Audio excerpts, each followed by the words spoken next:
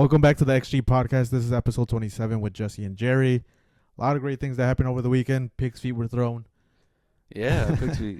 Some results that you didn't want, Jesse, but the ones I did. So we'll get straight into it. The Madrid Derby, dude. It's exactly what you want a derby to be, dude. Not those fucking Premier League ones. Where nothing happens. Yeah, where nothing happens. This one was actually full of excitement. And there was actual animosity, you know? Like, very, very tense situation where they had to postpone the match. Yeah, they suspended for close to 20 minutes, I think. Yeah.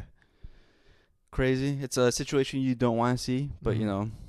It's unfortunate and it happens. The match ended 1-1. 1-1, yeah. It was Justified, dude. It was a justified match. for you. I guess, dude, I put money on the game. I made a live thing. Marco Llorente's first goal scorer. I was right. The ball deflected off of him. But Oh, yeah. Militao scored. I was like, fuck. And you were telling me I should argue with DraftKings to try to get my money because technically he did score. Technically, because if you look at it, he's the one that guided the goal in. But it was a match that, you know, I didn't want to happen that way. You know, I was excited for the 1-0. I thought we were getting with the 3 points, and it was good because we were catching up in points, but another draw. You know, dropping points. Mm-hmm. Well, dropping points. No, yeah, you dropped 2 points, my guy. It's dropping. But we gained one on you. Yeah, gained one on us. Barca lost 4-2 to Osasuna away. But, yeah, I guess sort of, but still, the 90-minute cheese. It's that 90-minute cheese, dude. And I think Madrid did not look good. They weren't going well forward in the attack. They didn't look good in general. I felt like they were just letting the game come to them, and they were just reacting to everything. And then Angel Correa, he's just known to be a rat, dude. Be a rat. Try to somehow get those goals. And this season, it's been proving he's been scoring more than he usually does. Well, I feel like he's been past couple seasons becoming into like that super sub role, and he's just that energizer off the bench. And if you think about it, that goal, very lucky because once he got past Courtois, he actually dribbled the ball away, but Militao trying to stop him out there. He's playing against you. Put you. it in the path. He's playing against you. He got the one goal, and then he got he fucks up another one. Yeah, dude, and it was a very narrowly onside. Rudiger put him on. It's pretty interesting how things happen. Because they called it off right away. Yeah, they called it offside, and then they looked at VAR because everyone thought he was offside. Mm-hmm. It looked very offside, especially because it sort of looked like the offside trap worked because everyone was set except for Rudiger, but that was very narrowly. Yeah, and there's controversy on Twitter, Barca's Twitter to be exact, saying that Valverde was screaming absurdities to the ref like twice, but I don't think it was towards the ref. I think it was more towards Endrick or just up in the air, you know?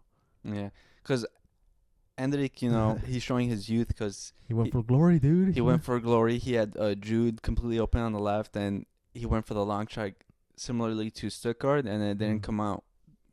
He really thought he was going to score against Oblak, one of the best keepers in the world.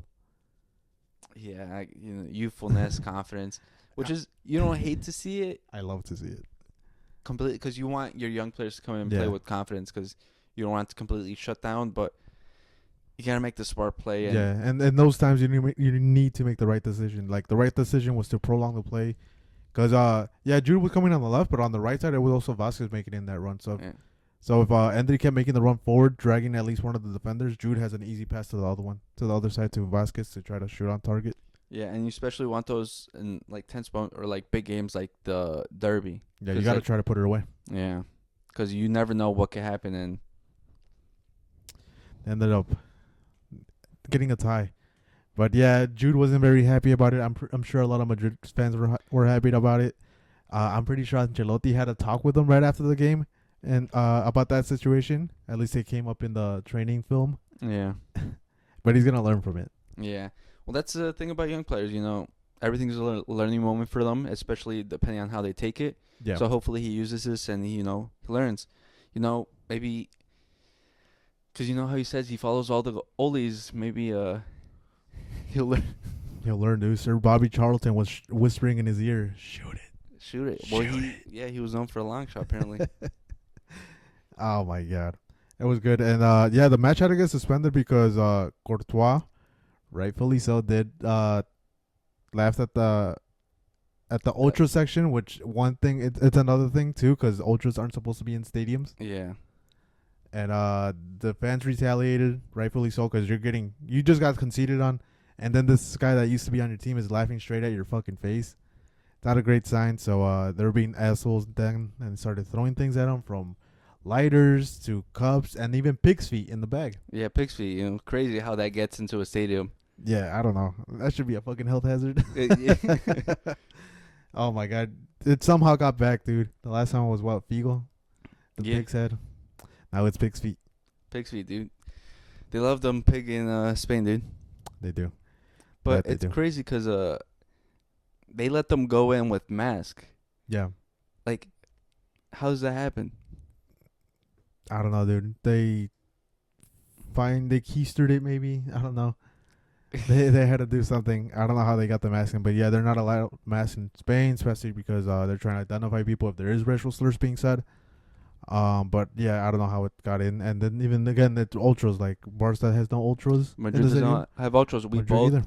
Recently, like with our current presidents, we've both went through a long process of getting rid of ultras because we know that it doesn't bring a good image to the game and a good environment to the game. Yeah. And we struggle a lot for it because, like, I know in Laporta's case, he even got assaulted, because he was getting rid of the ultras, and they even were planning to assault him again before it was stopped by the police. And then in Florentino's case, they were not defrauding, defacing his wife's grave. Jesus. Yeah, so we both went through like rough situations where to get rid of them, and we're still trying to get rid of them because they still somehow come back in. It's a lot of away stadiums they go in. Yeah. I know Barca recently, the fans, I think 2 of the fans got incarcerated for having very past German allegiances, and they still have that current Neil thing in them. They had to get not suspended, but they were banned for life for that. And yeah, the most situations is like super diehard fans where they take it to the extent and take it into their political stance, which shouldn't be the case. It's fucking sports. Yeah, it's sports. We go with for like enjoyment, sometimes suffering because teams aren't always in the best situation. Yeah, but it's like it's a pastime to enjoy. Yeah, it's entertainment at the end of the day. Yeah, and these people just take it a step too far. Yeah, like, bro, I got work the next day. I don't give a fuck. They're not gonna pay my bill the next day. They don't care. Yeah, it sucks at this moment, but I gotta move on. Yeah, and there's a lot of passionate people too. Like I know, this is a crazy stat because my girlfriend tells it to me all the time that usually say like in the Super Bowl, I think it happened recently, Chiefs won. Or any sporting event. So in the case, Chiefs won, but she felt bad for the Eagles fans, especially the women. I'm like, why? It's like, it's because usually a lot of domestic violence occurs after their favorite sports team loses a final. I didn't even know that, dude. That is crazy. So yeah, people become diehards and this and that. I'm like, bro, I don't give a fuck. I'll be pissed for 10 minutes and I'll move on with my day. Yeah, like sure we'll like banter with each other and like make fun of like the situation with like friends and like family, but at the end of the day, we like know it's not that deep. Yeah, not deep. They're not paying my bills. They're not inviting me to the stadium, dude. Yeah, they would have made me coach. Honestly, if you guys send me, tickets or fly us out, maybe we'll go a little bit deeper. Yeah, but definitely. We'll start our ultra section right here for Chicago Fire. Chicago Fire. Nah, bro, come on. That's our home team. Yeah. They gotta bring back a Mexican though. Yeah, well, they did have the GOAT, Cuauhtemoc Blanco. They did. That shit used to get packed. I remember your brother used to take us all the time. Yeah, I actually went to when they made it to the conference finals. I went with you. With Tigres, against Tigres. With Tigres? No, I'm thinking of the conference final when they faced Real Salt Lake. No, I went to the one with the Tigres. Oh, did you? Yeah, I remember I went with my dad and Lalito, and then I remember they lost, but it was like by a crazy goal. I can't remember his name. There was like the, visually, you guys have to see this on YouTube, but so imagine like this is a goal. He was all the way over here, and he like volleyed it, like chested it, and then just kicked it. It was a crazy goal. Jesus. I can't. That's the only thing I remember. I'm gonna have to look up that clip. But yeah. we're in support. We need a MLS team, so if anything, hit us up. Chicago Fire, we'll love to do something. Yeah, especially since you're local, but you gotta step it up. They just lost Shaqiri too. It's our time, dude. It's our time. It's our time. Call us up. We're ready. Call us up to play or coach. We got the plans. We got the plans. We got the coach sees this and he's like, get him out of our fucking locker room. Oh, fuck. You saw the pod, dude? Yeah. Oh, shit. But yeah, in other news, Barca lost. They dropped points as well. 4-2 against Osasuna. But it is I want to say a rising Osasuna because they've been known to like loiter around like the lower half of the table, but they've been in good form this year and especially at home. Yeah, they're known as the Giant Killers at this point. It used to be Celta Vigo, but now it's being them. Their record at home against big teams is fucking impeccable. I knew it wasn't going to be an easy match. I know Flick was warned about it beforehand, but he said it will be like a loving environment. Like, he likes those type of stadiums, but he made a grave mistake, and he admitted it too. Yeah. That he started, his lineup fucked up. He made too many rotations. But again, he took accountability, saying that he was forced to do it because he overplayed the players he did have, like his starting 11, which is something you like to see, that he takes up accountability and it's gonna like make 1 or 2 rotations instead of like most of the 11. Yeah, go ahead. I think the biggest problem in the rotation was probably the 2 center backs. Yeah, because even though I know Kubarasi is really good and he's one of the best prospects center back wise, he's so young. And to pair him with another young center back, yeah, I think it was a mistake because even the left back was so young. Yeah. And the only senior player was Kunde at right back, and he can't lead defensive line from there because he was also creating a lot of chances going forward. Yeah. He at certain points it looked like he was the best offensive point to attack. Yeah, definitely. I'm surprised he didn't go with Eddie Garcia because he was already playing CDM. Just drop him back and pair him with Kubarsi or someone. Or even the other kid, Dominguez, I think. Mm-hmm. But yeah, it was just too young of a center back. And then we did get conceded because of 2 mistakes. One being Pablo Torre, another one being what's it called? Not Pau. Yeah, it's like Pau Victor. He's the one that fucked up too. But yeah, like you even saw that the other young center back. It was his debut for Barca in the first team as a starter. And he was like half a step late to a lot of things. Yeah. And I wish he was like slowly introduced into the squad and like when they're already winning 3-0, not of course starting a game. Well, it's like everyone says, it's like once you the amateur level to the pros, it's a big step up. Like the game speeds up. And it showed in him. It showed that he was still like not saying that he's in the amateur level, but like he showed that he was a half a step behind. Yeah. Yeah, and it's a thing. I know a lot of people are cooking a lot of Barca Twitter is cooking the left back, Guilherme. But yeah, it's the same. It's another situation too. He's just half a step. He's overthinking it. He's trying to overplay. Just it's Hansi Flick's fault, and he knows it. Plus, it also I think it was kind of crazy to do that, considering that you have Inaki Peña at goal now, and it's like it's different if you're having your starting goalkeeper who you know is like.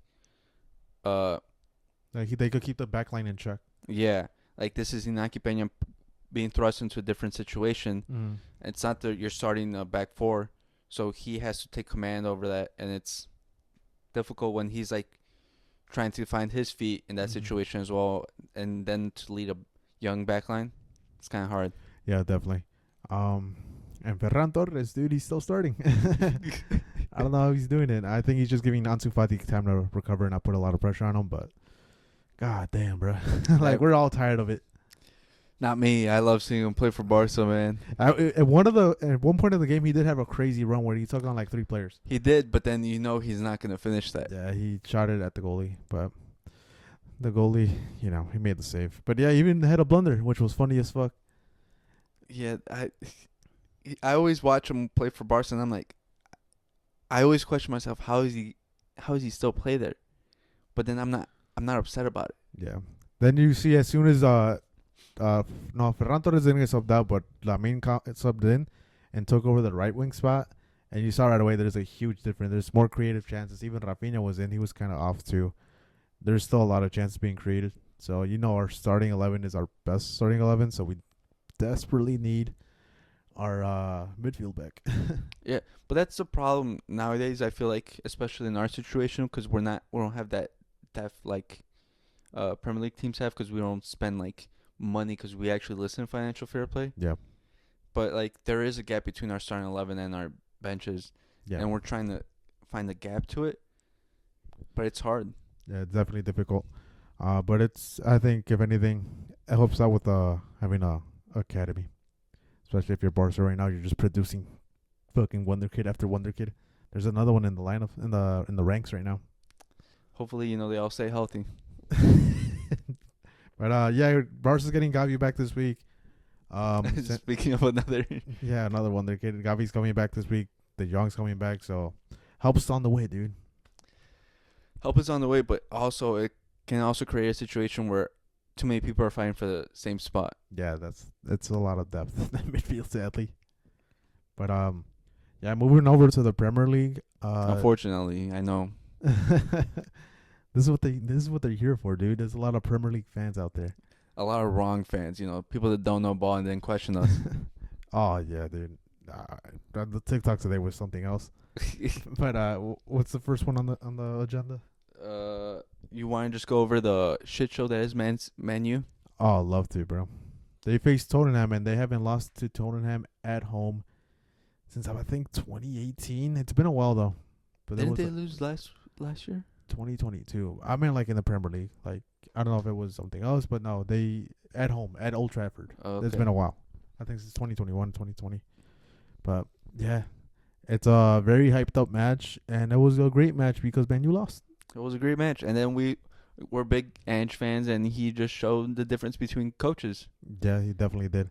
It's pretty crazy because oh my god, dude, Van de Ven, that run he did that's the center back making that run from his own half after recovering all the way down to the goal line. The goal line, and then getting the assist. Dude, he's the fastest man in the Premier League, and it shows. Yeah, the man is a machine. It shows whenever people mention him as like a physical marvel, because he's got that recovery speed, speed in general, and then he also has a leaping ability, and the man's like 6'2", 6'3". It's like a model center back to build around. Yeah, dude, they snap because they have Guti right next to him, and I think that's the perfect teacher because if anything, it just fine-tuned more of his defensive capabilities. But oh my god, that run, it caught everyone off guard in Man U because I saw the replay again of it. No one picked him up. Ugarte was like, he's gonna pass the ball, but he just kept fucking sprinting straight down the line. He didn't give a fuck and just gave the ball to Johnson, who also has been stepping up. Yeah, Brendan Johnson. Listen, I'm not the biggest fan of him, but he's been shutting me up. He's got 4 goals in 4 games. Just stepped up, dude. Just keep your comments off. Dude, it's like whatever we say, they do the opposite. I know, dude. Like, I don't know. Yeah, he turned off his Instagram comments, and since then, he's just been on a running riot, just scoring goal after goal. And I think it's actually coming at a good time for Spurs and for him because Ange has been tinkering with the midfield. Mm-hmm. I don't know if you noticed, but like he's been playing Madison and Kulusevski both in like the midfield partnership, and then having just Bentancur at the back. Mm-hmm. And it's like Kulo, I think, has been the unsung hero of the team because he's been creating so many chances and creating so many opportunities from that midfield spot that I think he's probably been one of their better players to start the season. Yeah, that's definitely a thing. Yeah, because we're so used to having Kulus play on the right side. Mm-hmm. And then even this game, they didn't have Heung-min Son. Heung-min Son, no, they had Timo Werner, who... He did Timo Werner things to that game, that's for sure. He had 2 one-on-ones against a goalie, and he both shot straight at him. Yeah. And I think this match, Tottenham created more chances on goal than Man U has all season so far. Yeah. But it's pretty interesting. I was watching them play and the build up. They box in the the CDM pretty much, and that's where they play the other combination that forces a center back to stay up. I wish I had a graph or something, but yeah, it's pretty crazy because they just picture the CDM in the middle, and then just square it in. Just put a dot in the middle and they'll square it, and that's what they do if you watch their game. Yeah, they basically just play a rondo around him, and then just have him try and make a choice, and then just overload him. Yeah, because as soon as you see that they're passing it around, the The CDM is gonna make a step to somewhere. They make a quick pass, then that forces the center back to make another step. So that creates space behind them, and they just ping pong. It's great watching them play. Yeah. And honestly, the scoreline was 3-0, but they had, like we've mentioned, they were still very wasteful because it honestly could have been a whole lot more. Yeah, could have embarrassed them easily. Solanke again, he scored this game, but he had a chance to score a second one, and he had a one-on-one with Onana, and Onana made a crazy save with his toe. Yeah. So shout out to Onana, even though he got destroyed. But like I think most of the goals were not this time. Like none of the goals were his fault. Yeah, well, I like to say that it's if it's like a 1-0 loss, it's usually like the goalie's fault. Mm-hmm. I want to say because it's usually concentration or things like that. But once it's like if it's a big score line, like 3-0 or higher, it's usually not the goalie's fault. It's a lot of the team, but yeah. But like Aldana's been prone to those like mistakes. A lot of people were blaming him for certain blunders he was making last season. So, but in this game, it wasn't the case that No, like they just got destroyed. They got destroyed and Outcoached. you know. But I saw a lot of people were saying that the red card, and I felt like they weren't watching the game. They obviously weren't because that came in like the 40th minute, and even before that, Spurs were dominating. And they just dominated even more. Actually, I felt like it kind of dropped off a bit because it forced Man U to like be more compact and like just huddle around the box. Yeah. So it didn't give them space. So I think it actually kind of helped them. Yeah, it definitely did. It was that Bruno Fernandes red card was a stupid mistake by Bruno. I know. I think Castro 1021, the streamer, he was trying to justify like, oh, is this ever really a red card in the Premier League? But no, that definitely was a red card by Bruno. He got frustrated and lost composure and just tried to kick the player right like high in the knee. Yeah. And you could see that he regrets it because he immediately tried to pull it off. Like I think he barely grazed him, but still it was intent. It's malicious. He was never playing the ball. That's a straight red. It was just a stupid mistake by who is supposed to be the captain of the team. Like at that situation, what are you doing? Because there was no reason for it. Because it was coming like in a build-up play, and he was all the way on, I think, Spurs side when he did it. Like, there's no reason to do it. Yeah, you had a bunch of defenders in position to try to make a play and try to recover the ball. It was stupid, dude. Like, you're the captain, like you said. You're one of the oldest players in this team. You're the reference point to their attack, and you do that stupid thing. Yeah. Like, God damn. So now they're gonna be Bruno-less for 3 games. And I've said it too. I think Bruno is definitely the heart of the Man U attack, and without him, now they're just gonna suffer more. So let's see if Ten Hag can hang on to his job. You know what? I kind of want him to stay. I do, bro. It's funny. I know. I want him to stay. I want him to stay because I laugh every time I see, because a lot of Man U fans want him to stay, surprisingly. Yeah. And yet it's just funny seeing them get their medicine. Yeah, and I was a Ten Hag believer too, but I don't know, dude. It's always he can't get something right. Like there's disconnect in the locker room because you could tell that there definitely is. Him and Rashford don't have the best relationship, and Rashford's one of the most senior players too.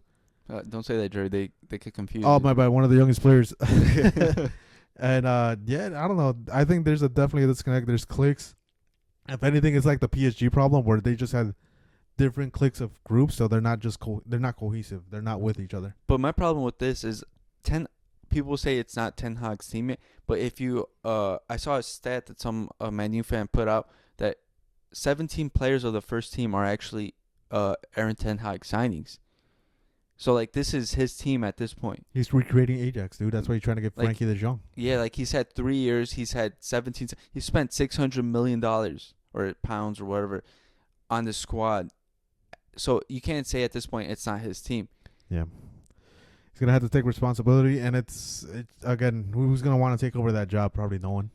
Yeah, because I look at it and Wayne I look Rooney. at this. Huh? Oh, sorry, my bad. Go ahead. I said Wayne Rooney's going to take over. Wayne Rooney, yeah. He was a bad coach. He was a player coach, and he still couldn't do it. But no, because I look at over the squad, and I look at it, and I'm like, I don't want any of these players. Yeah. Like, you could slash half of them because Maguire's still there. Casemiro's there. It's just a mix of players, but yeah, I don't know. Because I think maybe if you were to keep any of the players, maybe Lenny Yoro. Oh, I forgot about him. Like he's young, so potential wise, yeah. But like, who else you want to keep in there?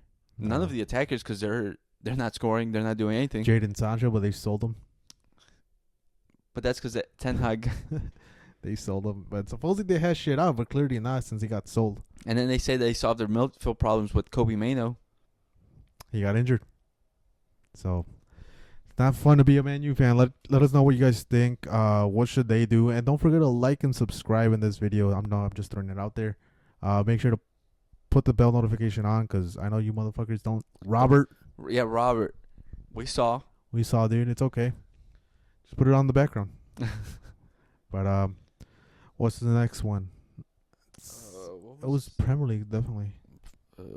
Premier League. Oh, the Chelsea. Oh yeah. SB's GOAT, dude. I tried forgetting it. SB's GOAT. Cole Palmer scored 4 goals in the first half. Yeah. And that man is fucking a running riot right now. He's going crazy for no reason. I know, dude. And Chelsea's, they're in a great run of form. We're definitely wrong about them. We might have jinxed them, but if anything, that's fine. No, we're not wrong about them. I'm not wrong about them, Jerry. What do you mean? They will fall. This is just going a little, whenever you switch managers and you get like a little jump.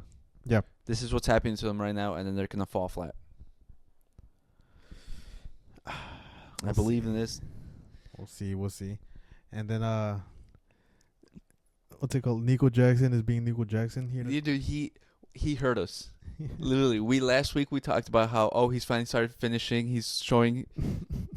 He's finally starting to reach the potential that he was showing. Oh my god! And then past weekend, he's like, they're talking good about me. Let me. He did the hardest part, dude. He took the goalie off of him. All he had to do was shoot at one of the sides of the net, and this man decides to go straight down the middle. Oh my god! We can never win. I'm telling you, Jay, everything we do or say about certain teams or players, they're gonna do the opposite the next week. Yeah. So so Chelsea is gonna be great next week, and they're gonna score 5 goals, and they're. You're only saying this because you have a bet with SB. That is true, guys. If you guys don't know, I have a bet with SB that if Chelsea finishes top 10 or top 4, I owe him a Chelsea jersey for next year. But if they don't finish top 4, he owes me a jersey. So, guys, I need everyone to send back karma and juju or whatever you got. Send it to Chelsea's way. But yeah, I think Palmer set the record of being the first player to score 4 goals in the first half. He's in the record books forever. His rival that everyone compares him to, which was I was one of them. What's his name? Phil Foden. I almost forgot his name. That's how long it's been. He's been dropping stinkers, bro. He has 0 goals, 0 assists in the past 12 matches. He's a 007. A 0012, bro. At this point, it's like fuck. Yeah, because I see a lot of people or Arsenal fans try to compare him with Saka, and I'm like, 2 different players. Cole Palmer and Saka? Saka, yeah, because Saka's more like a true right winger. Yeah, and Palmer like slides in. Yeah, I feel like he's more towards a 10 role, especially now currently, because he's playing that role with Madueke on the right. But like, yeah, his direct comparison is Foden, and he's blowing him out the water. Yeah, and he has a huge advantage. Who is the top goal scorer? I think still Haaland, but Palmer just boosting himself to try to even compete with him again. Yeah, and it's showing that Man City might have made the wrong decision. Yeah, because he came out in an interview and saying that he never wanted to leave City. No, because he went to Pep's, I think, office or whatever, and he's like, can I just go on loan to get game time? Mm-hmm. And Pep said, no, we're selling you. You're gone. Yeah, and it was a stupid mistake because he willingly wanted to stay. He said he never wanted to leave. That situation happened, so Chelsea rang his phone and he went. It was just so stupid. Like, if a player willingly wants to go on loan, because he said he wants to go on loan so I could come back and try to get into the first team next year. Yeah, he just wanted to develop and get game time so he could get back to the team, but I don't know why Pep said no. Yeah, but I think he settled with Oscar Bob, that's why. Because even, what's his name? Rico Lewis, he's also a cam, but he's playing fucking right back. Well, they say that he's going to be the successor to Kyle Walker. I'm surprised because that man originally is a attacking midfielder, but yeah, I guess he wants to play him at right back. I think he wants him to play in sort of like a Kimmich role. Yeah. Because you know how he plays like CM and also Cam or CDM and right back. Yeah. So I think he's trying to do that. But still, I don't know why he wanted to get rid of Cole Palmer, and it's showing that Man City's academy is also starting to produce really good talent too. Yeah, they're producing a lot of talent. Because think about it, I think Musiala came out of the academy too. Palmer, Sancho, Foden, Oscar Bob, Rico Lewis, and then I think Romeo Latvia. And who's the Brazilian too? Douglas Luiz. Was it Douglas Luiz? There's a Brazilian somewhere, but I forgot which one it was. But yeah, dude, they have one of the best academies, especially in England. I think probably the best academy in England. Yeah. But they don't want to use it, dude. They want to spend money. But now I think they're going to have to rely on it if they get a transfer ban, which I think that's probably the worst case scenario for them. Or best case scenario, my bad. Yeah, best case scenario with the 115 charges. Yeah. But we know the Premier League, they won't do anything. Nah, probably like a 1 point deduction to make the race interesting. Yeah.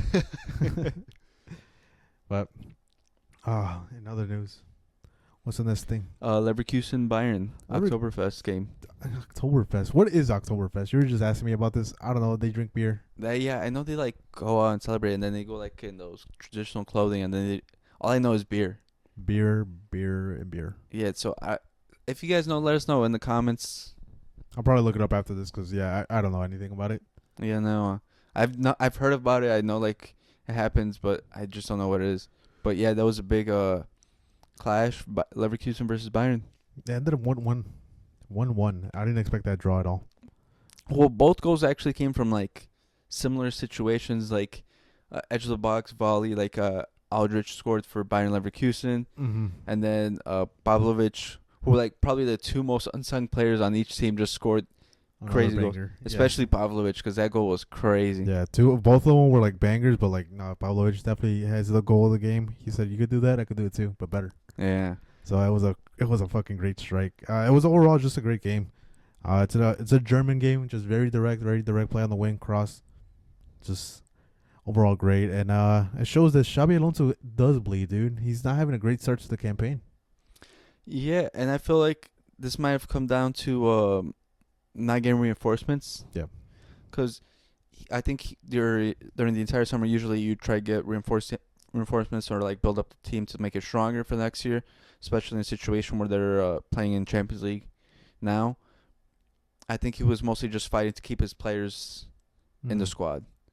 So I think that kind of hurt him, because especially with Bayern, they got Mitchell Olise, and he's running riot. Yeah, he's a great player. He definitely brings a lot of like, what is it called, take-ons, which is not, they're not used to something, because he's pretty much what Sané was supposed to be, what Sané was early on in his career. Right now, not as much.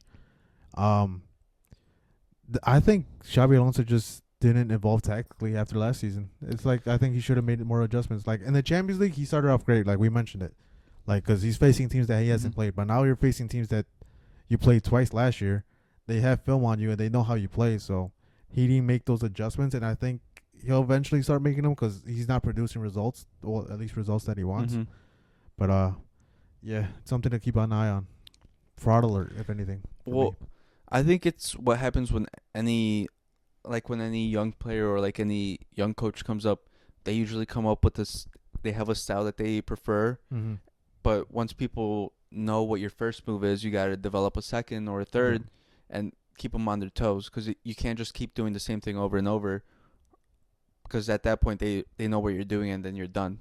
Yeah, because again, it just takes you facing one Spanish team, and they end up doing like a low block against you, and then that's when you're fucked, because you're like, oh shit, I gotta change stylistically. But no, yeah, it's definitely he has to adapt to the situations now, because right now I think they're very one-dimensional. Now they have to try to find another way to be two-dimensional, and especially last season, remember they were like, say, losing a game or tying, and they always got those last-minute goals, and this season it doesn't seem to be the case.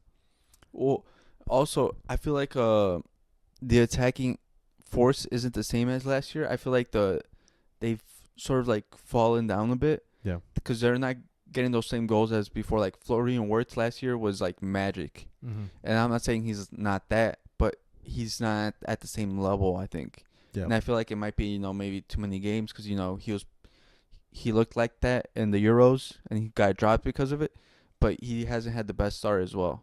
Yeah. And then same thing with Frimpong. You don't really hear his name as much. But last year I felt like he kept providing assist after assist. Well, This him year, and Grimaldo, who Mhm. we were saying that it was the best fullback combination in the world, they've sort of struggled recently because teams have been pointing them out, and they're like, "Oh, this is a focal point. You need to watch out for them and contain them." Yeah. And again, we're talking about Bundesliga. Again, they played well in the Champions League where those two actually connected and did a great goal. But yeah, it's something we have to keep an eye on. Again, it's very early on in the season. I think this is their fourth game. Yeah, So, yeah, I think fifth, fourth. so it's they still have time, and I don't think it's gonna be a De Rossi situation where they fire him after a certain amount of games. Yeah, it's crazy. But yeah, speaking of De Rossi, the Roma squad is getting results now since he left. Yeah, they got 3-0. What was it? And it's a very, very big shock because now they have situations with the players, but more than likely, sometimes it could be that honeymoon phase, and you just get those first two wins, and then Yeah, because they 3-0 Udinese, and then they beat Venezia 2-1. yeah. So those two games so far, and yeah, they had 1 point. Now they have what, 7? So Yeah, they're big jump. that's a big jump, to be honest, because you wanted to get away from the relegation zone. You wanted to fight for those titles or even Champions League spots before it gets out of hand. Yeah, especially early season, because that's where it could. Once you let it build up too much, it feels insurmountable. Yeah, definitely. It becomes a big, big challenge for you and your team, and then that's where maybe lose composure. You don't want it. And then you lose a squad as well. Yeah, you lose the squad. And especially now it's an interim coach too, so you don't want to lose that. And then they'll sign him to a 3-year deal, fire him next year after 3 games. It's a cycle. Roma might be cursed. Yeah, who knows? I feel like it's becoming a common cycle everywhere we see. Yeah. And sticking in the Serie A, Napoli Your boy scored. Who? Conchicao. For Juventus. Oh yeah, we'll get to that right now. Napoli 2-0. Napoli 2-0, dude, and this is one team we're talking shit about. Well, it's like we said, the reverse happens because they had a rough start to the season. Mhm. Conte was was publicly speaking out of the difficult situation that he was in. He said, "This is tougher than you guys might see." And we were saying that it might be a tough job. He might get fired, and then he's turned it around. It's probably what are they, top of the Serie A right now? I think. If not, they're battling up there. Yeah, I believe so. They're number one. And they're doing it without their premier goal scorer, Osimhen, who's also a cheat code in fucking Galatasaray in the Turkish league. Yeah, it's like when you go back and play with like middle schoolers. Yeah, it's pretty much that. But yeah, standout player for Napoli was the ex-Man U player, Scott McTominay. Scott McTominay. Who knew? You put him more forward, and he just goes crazy. Yeah, I think his best role is probably box to box, not just sitting back in the deep deep lane. When he's like in the DM role, he just feels like he's overwhelmed and he doesn't know where to go. And I feel like when you don't give him that pressure of being like the protector for the defensive line, I feel like he shines more, and it just looks like he's better going forward for some reason. Yeah, I think in the international breaks when he used to score all the time for Scotland, they would call him the R9 McTominay. Yeah. So yeah, dude, he's a fucking great box to box player, and right now I think he's looking like one of the best players in the Serie A, if not the best player, and especially for that Napoli team.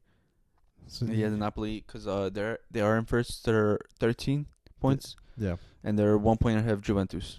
So the great things happen when you leave Man U. Anthony, it might be time. I don't think Anthony's gonna leave with the amount of money they're giving him. It might be time, my guy. But yeah, dude, it's great to see. Who's the other Man U player that's also in Napoli? I forgot. There's another one.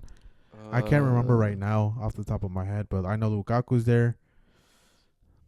Somehow he's fucking working out there great. Well, I feel like he just loves the Serie A because every season he's there, he just works because with the Inter, with the Roma, and now with Napoli, I don't know, he really works well with the Serie A. Yeah.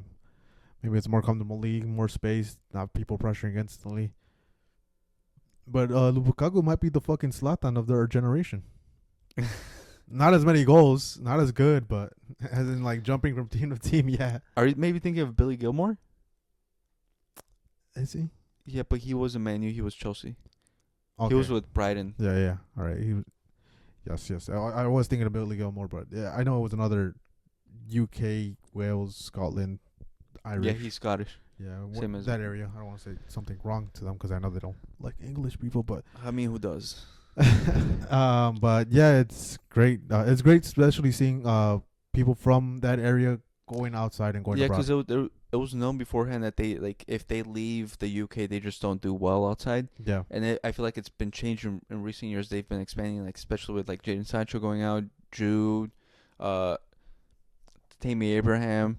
Tammy Abraham, Chris Smallings, and their careers prosper because everyone thought Chris Smallings' career was gonna be over at Roma, and he's For like I don't know, like 7 years. I want to say he's been doing great at Roma. Yeah. Right now, obviously, he's going on a downgrade, but it's after years of like age catches up to you, and then there's Tomori as well.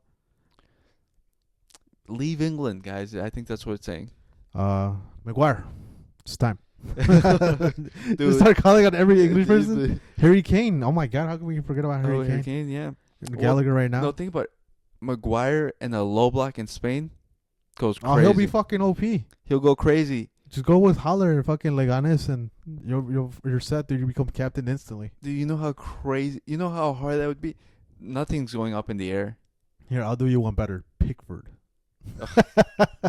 Pickford, Maybe not. Maguire, and give me another English center back. I can't think. Chris Evans, bro. I think even Chris Evans will be great. But no, yeah, Maguire in the low block would be a great situation. For the defending team, because for us it'd be off. Oh yeah, definitely will. Because yeah, you're not crossing that shit at all. You're not crossing. But yeah, Englishmen. Think about leaving. Leave England. No, it's raining all the time. The food sucks. Why are you there? Literally, why? But moving on to Juventus, your boy. Juventus, my boy Concentrao, or whatever, how do you say it? His dad is putting him up in a good situation. Not his dad. He's in Juventus. I was thinking of Milan for some reason. But yeah, he's in a great situation, dude. He's a great player. He's a great player. He showed at the Euros he has the potential and the ability, and he went to the right person with Thiago Motta because he has a young squad and he's showing that him and young players, he just knows how to level them up. Yeah, and again, I just want to see.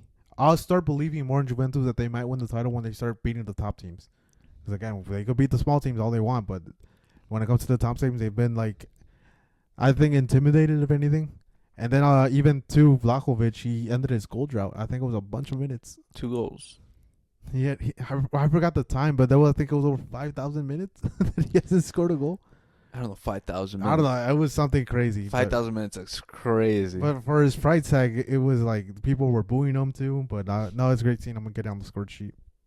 Yeah, but I think it's Thiago Motta has sort of revived Juventus because they were struggling. They weren't competing in the past couple of years, and now they're finally firmly in the title race. And now I feel like once they realize that and their mentality changes, I think hopefully they'll put up more of a fight during against big teams.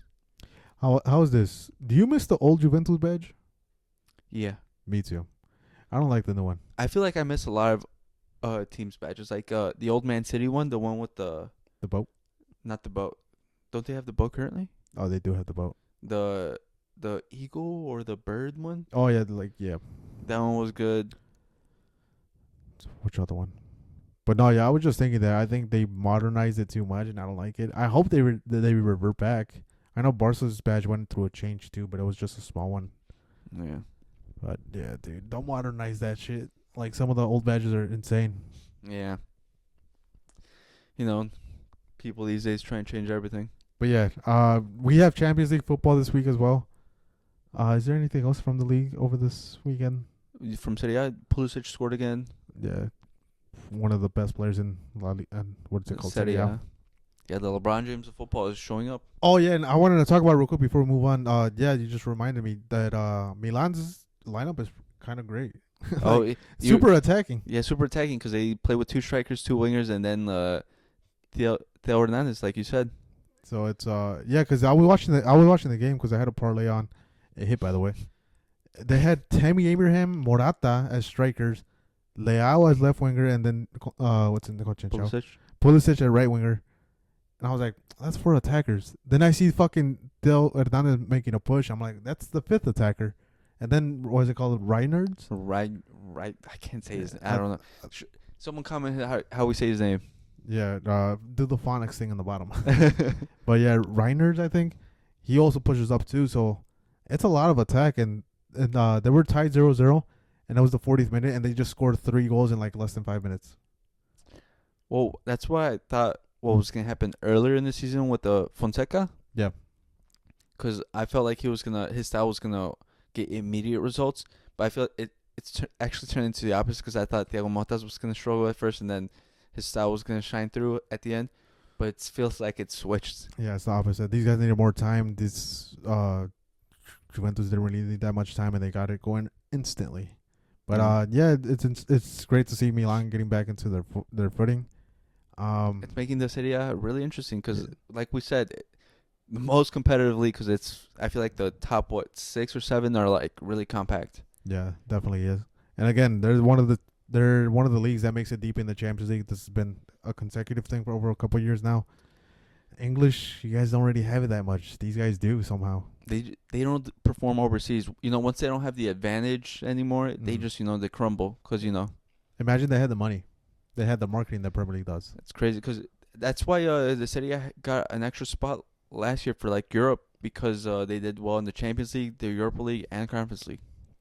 So yeah, definitely. So what you're saying is, what I'm saying is we should take away the money from the English teams and give it to everyone else. Yeah, CBS set us up. We love to do a couple games for you guys. Yeah, but moving on to the Champions League, sticking with CBS, dude. What are your thoughts? There's a couple of key games that we wanted to talk about, but are you excited going into this week 2? Week 2, I guess not as much because no. Well, from Real Madrid fan point, because I feel like it's a less interesting matchup. Yeah. Because we should walk over them, but you know us, we might make it difficult for us. You think we'll walk over Lille? We'll talk about that one, I guess, first. The Lille versus Real Madrid. You think you're gonna walk over them? Yes. Playing away? Yes. With Mbappe somehow miraculously coming over his hamstring injury that's supposed to take 3 weeks? Yes. He avoided that drug test as much as he could, right? Well, we're gonna be playing with Lunin in goal. Well, man, it's great until you reach his fucking international football. But yeah, Mbappe's coming back. He's gonna be in the lineup. I don't know if he'll start, but he's gonna be with the team. You want me to name the matches? Well, we'll go over this one real quick. Who do you think wins? Well, I think you have the jersey on. It speaks for itself. Look at this beautiful jersey. What's the scoreline? I want to go 4-1. Who scores? Jude, Vinny, Valverde, and then Vinny again. Jude, okay. I say it's gonna be a tie. Really? 2-2. 2-2. Yep. And what are some stats for this game? Lille is playing at home against Real Madrid at the blah blah arena. There's not really much stats about this game. Oh, here it is. Real Madrid haven't lost in 11 matches, so they're also unbeaten in away games. So that'll be definitely a mountain to climb. What's the next match? Leverkusen Milan. Oh man. Again, Milan has to win this one, or also be 0-2 in the Champions League. They do. That's why it's a big match for both teams. Mm-hmm. Leverkusen, you'll pull themselves more. They'll get 6 points. But yeah, I think Milan has to try to come away with points, even if it's with a tie, because they're playing in Germany too, and no one has fun playing in Germany if you're not from there. Yeah, no, no one does. But yeah, I think it's gonna be a big change, because I feel like it's gonna be the first big matchup for Leverkusen in the Champions League. Yeah, and then it's Milan's, like, they're so recovering from the bad start they have, so they gotta step up and take points somehow, because like we said, no one wants to get those 2 extra matches. No one does. What's your prediction? I'll back my boy Xabi. I'll give him a 2-1. 3-1 Leverkusen. They struggle against Atalanta. They're gonna struggle against Milan. Wait, what? The final. You said 3-1 Leverkusen. Oh, my bad. 3-1 Milan. My bad. 3-1 AC Milan. My bad. They struggle against Atalanta. They're gonna struggle against Milan. They're gonna have the Italians are gonna have a hold on them. I don't know. I don't know. They gotta win, dude. They're gonna have to go all out. They're not roasting any players. They're Yeah, playing 100%. Yeah, but for some reason they just looked better in Champions League than Bundesliga, and maybe that continues. Maybe, but we'll see. Again, that's another thing. It's gonna be that interesting dynamic where you're not playing at Bundesliga, so you're playing with teams that don't really recognize your style and don't really have. Well, they have film, obviously, but it's not a team you've faced before. So I think that's gonna be a struggle for them. What's the next interesting match? Arsenal PSG. Oof, tough. No Usman Dembele. Nope. Usman Dembele has been excluded from the squad because Luis Enrique said he does not follow rules and he's not above the club, pretty much, in a few words. I'm paraphrasing. Well, this was a situation that's happened in Barca as well. Yeah. He has disciplinary issues, and Luis Enrique is not one of the ones to fuck around and play with. It's happened to Messi. He's benched Messi, so what makes you think he won't bench you? And people were saying that they haven't won without him, but Luis Enrique mentioned like 3 different matches where they have. So, and plus, you look at the squad and you're like, there's no shortage of talent there. If anything, Kang Lee gets a spot instantly. So yeah, and that's great. And you still got deal with Barcola in the left wing, which is the man's going on a tear this year. Yeah. What are your thoughts? Because Arsenal's kind of shorthanded. Their squad is not deep at all. They have no depth. Well, this is a Mikel Arteta thing. He only trusts a certain type of players, and he does it to himself every year. And yeah, this is their own fault. But I like I said, I back PSG and I hate Arsenal fans especially. So I'll give them a 4-1. No, 4-0. God damn, 4-0 PSG? Yeah. Damn. I think it's going to be a closer match. I think it's another tie, to be honest. I know it's a boring one. You really who's going to be the creative outlet? For who? For Arsenal. Yeah, because I don't know. Odegaard is not there. Saka's been a ghost this season. I don't know. That's why I think it's going to be like a 1-1 match. Because, again, PSG barely won their match. But then again, they played Girona, who Spain, deep block. Yeah, but Girona is better than Arsenal. Arsenal's, trash. You know what? I'm going to go with it, dude. What the fuck? This guy's not starting? Who? Donnarumma? They don't have him starting. What the fuck? Whatever. You know what? I just trust the midfield. Midfield versus midfield. PSG's is better. I'm going to go with the midfield. I got PSG winning 2-0. Arsenal haven't lost in 10 matches. They're unbeaten at home in 6 matches. But PSG haven't lost in 12 matches. And they're unbeaten at 8 away games. So. Yeah, going to the Emirates is... It's like going to a playground. You just hear voices, but nothing happens. There's no environment. Those fans, they don't rattle anyone. Score 3 goals by the first half, and they're gone. So, yeah. And I'm pretty sure the betting line for PSG is gonna be great. So I take PSG. I'm in it to make money, dude, not make safe money. What's the next match? Juventus versus Leipzig. Oof. I'm just gonna stick with Juventus. You're not gonna trust your boy Sesko? I'd like to, but again, I think just Juventus is great. It'll be a tough thing though. Again, it's Germany. No one likes to play in Germany other than Germans. So it'll be a tough match for that very young squad of Juventus. Yeah, I agree with you. I think Juventus. But I feel like it's gonna be a close one. I think 2-1. I think Sesko gets his goal, and Juventus barely edges it out. Yeah. Because I think this is going to be a big test of them. Because like we said, they feel like sort of the mentality against big teams isn't there. And I feel like this is going to be a big test for them. Because they're going to a tough situation, and then, like you mentioned, in Germany, and then in the Champions League game. Yeah, it's a big stage. Again, Leipzig has to go all out. This is the second match. They lost the first one against Atletico Madrid to a cheese goal. And then Juventus, they had an easy job when they played PSV. So, I don't know. I still have Juventus winning 1-0. 1-0. There's going to be an Italian match. Then we got Benfica Atletico. Benfica Atletico, another place no one likes playing in Portugal. Portugal has a great track record in Champions League, especially in home games. And yeah, Benfica just started off great. They're unbeaten in 7 matches. They're unbeaten at home, so it shows you it's a fortress. And Atletico just got done with a hot derby where they had to go all full 90 to try to get the win, or at least the tie. So, I think it's going to be... I think Benfica edges it out somehow.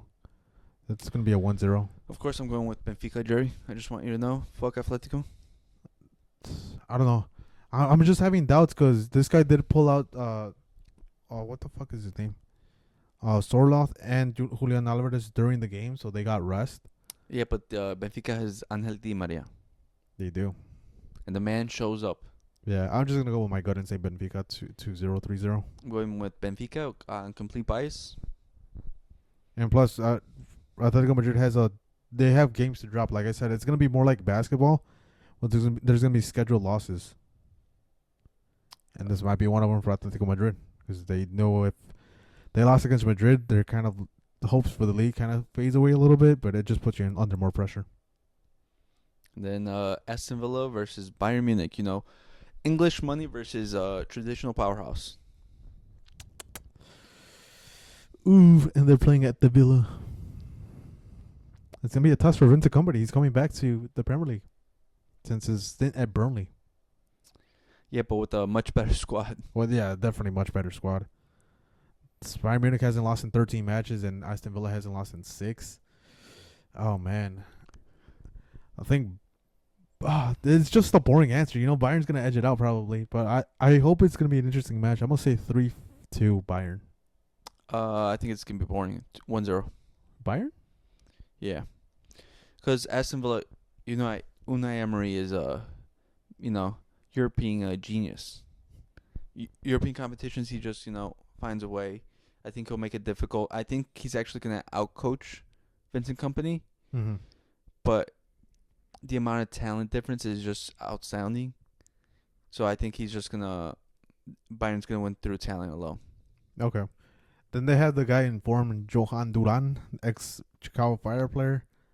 That guy's a fucking beast, and everyone's talking about his finishing form. He might get a goal. But yeah, it might be one of those matches where definitely Unai Emery outcoaches them. Yeah. That's the only way I see them winning. But if they stumble and start conceding instantly, it'll be scary. Yeah. I just see them as I think they're just gonna edge out with talent, because I think it's just gonna be. I think everyone's gonna think it's gonna be an exciting game. I think they're gonna make it messy. Damn, a really messy game. Huh? A messy game for Bayern Munich. They won't make it easy at all. Because I think it's either can be that or it's gonna be another repeat of Wolfsburg. That's true. Because I feel like Bayern's weakness is their defensive line, and they've been letting a lot of goals in. And it's either going to be back and forth, or it's going to be a slow game, and then just one goal finishes it. Yeah, it definitely can be. So, yeah, it's a tough matchup. That's why I'm, really hesitant to call it for Bayern Munich easily. No, but it's England, so Yeah, that's the thing. That's where they fall. I take points away from them. You're English, you get points away. What's the next match? Or is that the last one? That was the last one. Yeah. Other than that, make sure to watch our TikTok. Again, I uploaded one about Courtois being probably the best goalkeeper of all time, or of right now. Also, you guys gotta learn how to improve your comprehension skills or listening skills, because you guys don't understand what Jerry said or we said, because we said Courtois is the best goalie in the world right now, currently, in the past couple of years, not of all time. And also, you gotta learn how to spell Neuer, because you guys have had problems with that. Yeah, everyone that commented about Neuer kept saying it or spelling it wrong. If you're gonna correct me or try to say I have a shit take, at least learn how to spell the fucking man's name. Yeah. Fuck. But nah, I appreciate you guys commenting, even though the ones that fucking hate. That's funny. Some guy just put, he's okay. And that's acceptable at least, I'm not mad about it. He's not talking shit. He's not saying shit take. Because someone said I have a shit take. I'm like, pretty sure I'm pretty sure Madrid fans back me, if anything. But he's like, oh, it's just because he plays in Madrid, he's overhyped. I'm like, no, he's really good, bro. Use your fucking eyes, you're blind. If anything, we're gonna end it right now. Do you have any other closing thoughts, Jesse? No, I just hate England, English fans, Arsenal fans, Atletico fans. I'm just a hater. Yeah, we could tell. But The camera went out. no, that's fine. Yeah. But if anything, like and subscribe. Again, make sure to send this to a friend. Peace. Peace.